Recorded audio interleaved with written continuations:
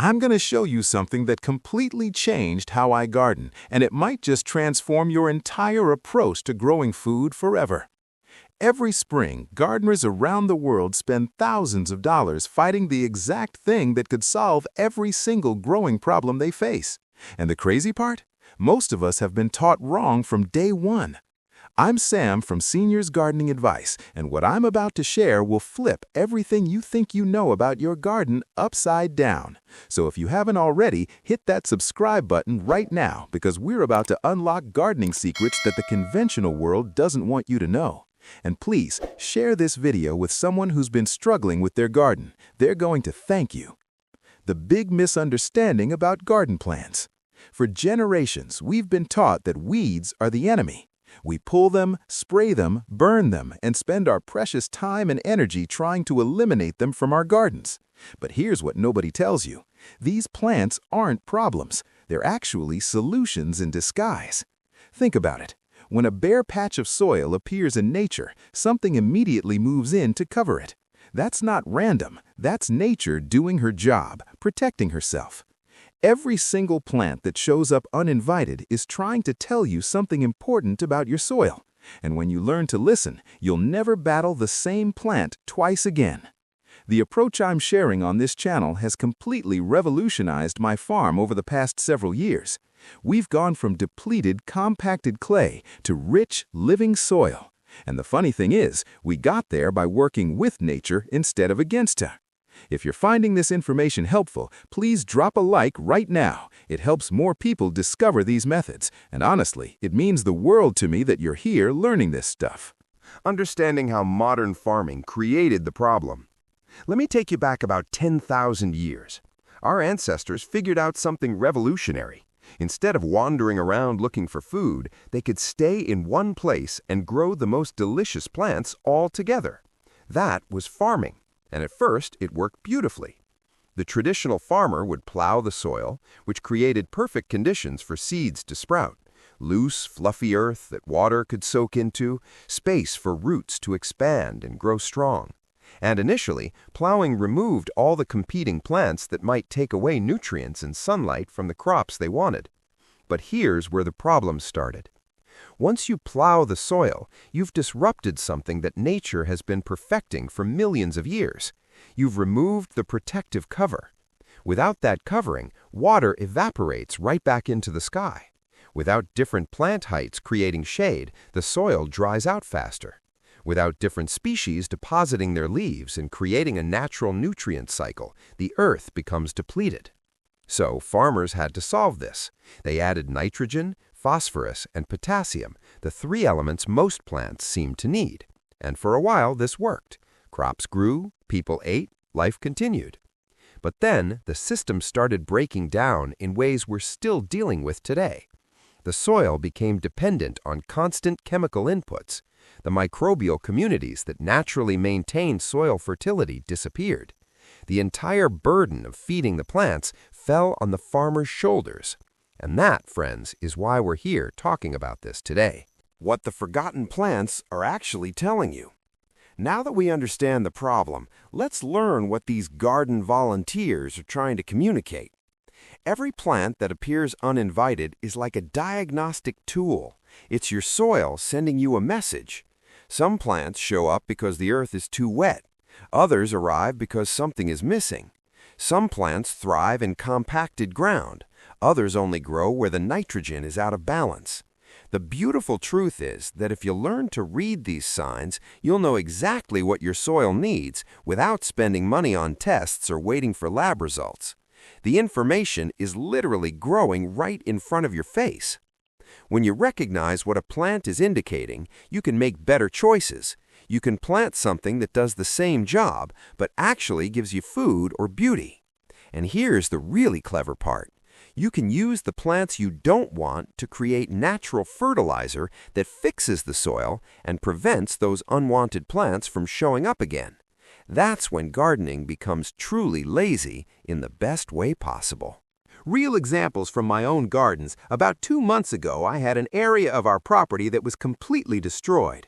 We'd used pigs to dig out a pond, and they left behind what looked like a moonscape. bare, compacted, lifeless soil.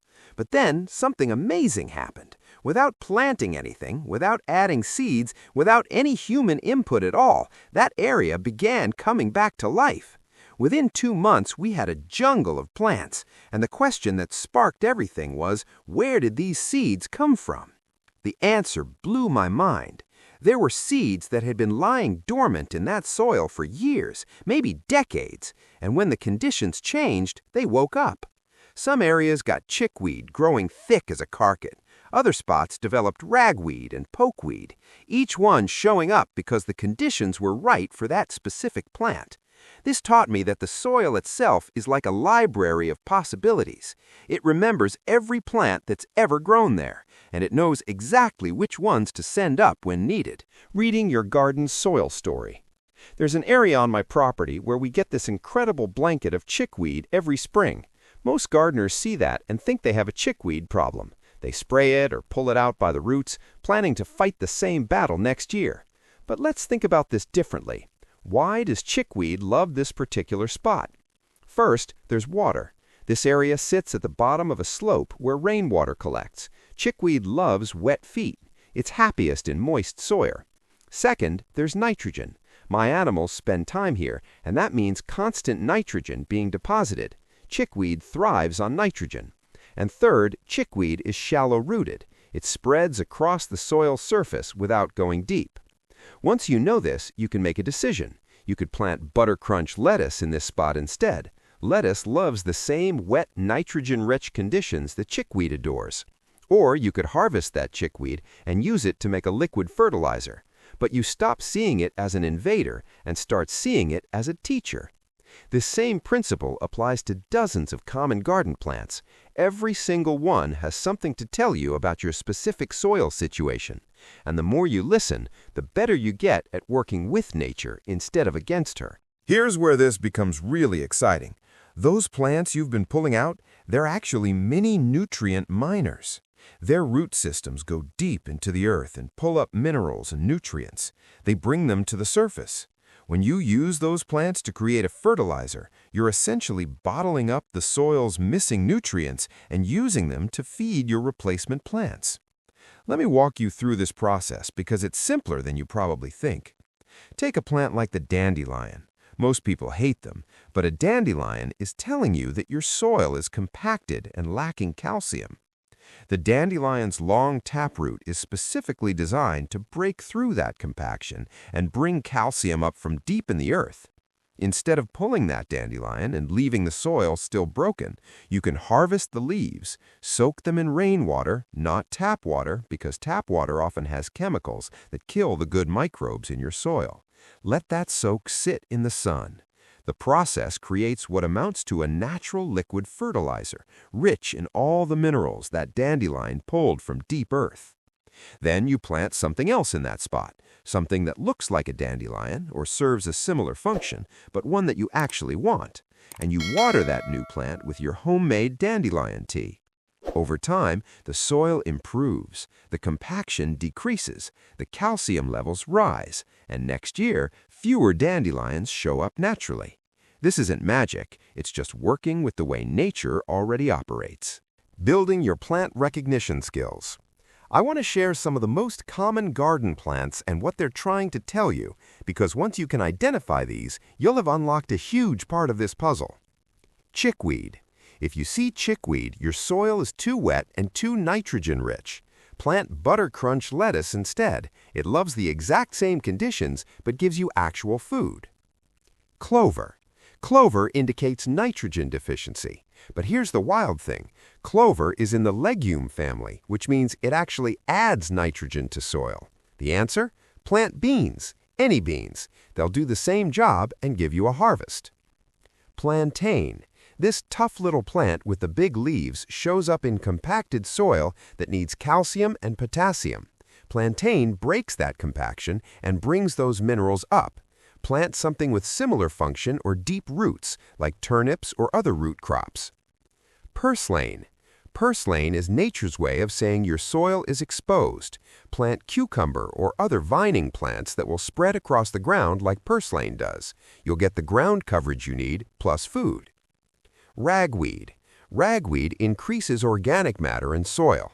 Replace it with amaranth, which is in the same plant family but gives you edible grains, beautiful flowers, and the same soil-building benefits. Bindweed. If bindweed is vining through your space, plant pumpkins or watermelons. Let those vines do the work that bindweed was doing, but harvest something delicious at the end. Thistle. Thistle lovers, your replacement is literally artichoke. Same plant family, similar benefits to soil, completely edible.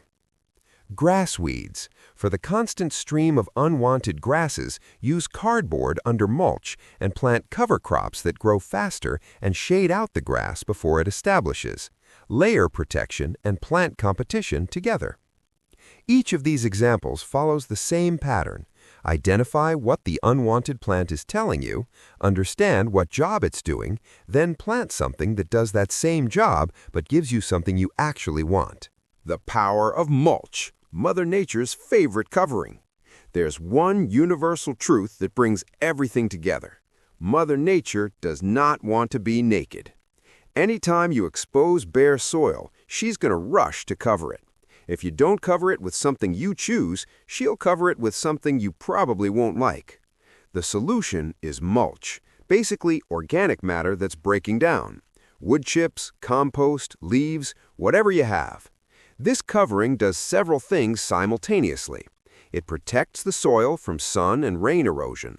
It holds moisture in place, reducing evaporation. It creates a growing medium for beneficial microbes and fungi.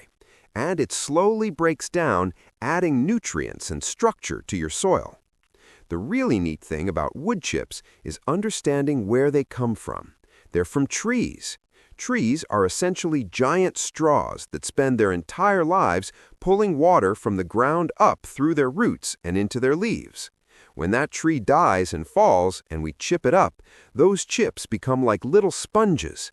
They absorb rainfall and hold it in place, right where your plants need it.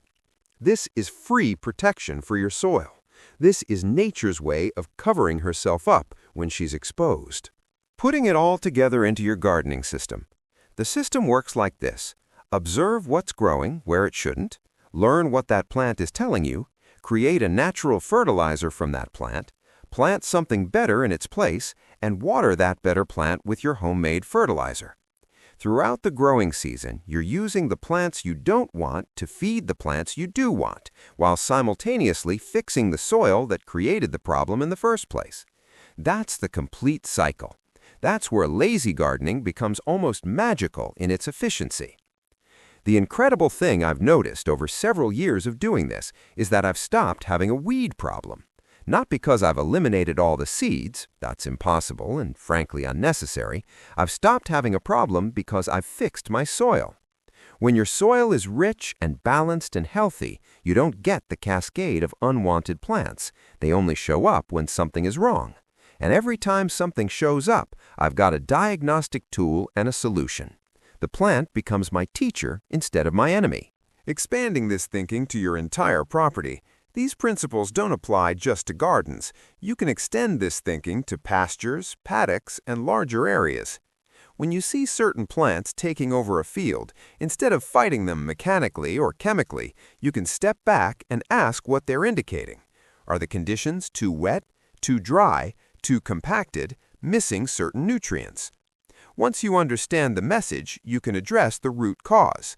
Maybe it's overgrazing. Maybe it's poor drainage. Maybe it's previous soil disturbance that stripped out nutrients. The plants are telling you exactly what you need to fix. This is harder than just spraying an herbicide, but it's also permanent. Once you fix the underlying problem, that unwanted plant stops returning.